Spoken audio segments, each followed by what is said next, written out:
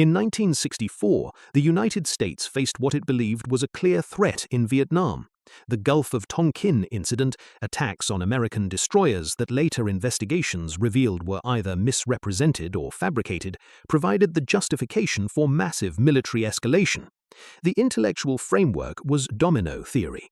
If South Vietnam fell to communism, the rest of Southeast Asia would follow. The confidence was overwhelming.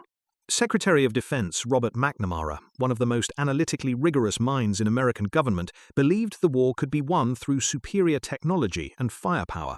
American forces would pacify the countryside, train South Vietnamese forces, and demonstrate that communist insurgency could not succeed. The parallels to Iraq are striking. In both cases, intelligence was shaped to fit a predetermined conclusion. In both cases, military planners drastically underestimated the complexity of local politics and the resilience of insurgent resistance. In both cases, officials who raised doubts were marginalized.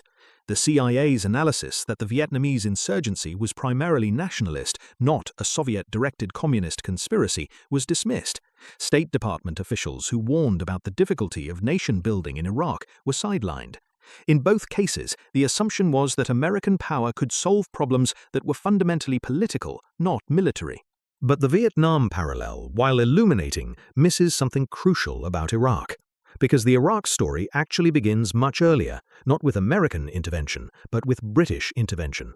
And that earlier chapter reveals how deep the pattern runs. In 1920, Britain found itself occupying 3 former Ottoman provinces that it had decided to combine into a single country called Iraq. The British assumed they could create a stable client state that would protect British oil interests and strategic position in the Gulf.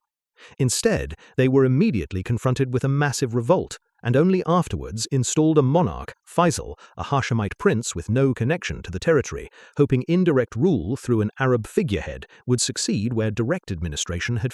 Subscribe for more. Also, our full video on this is now live, link in the description below.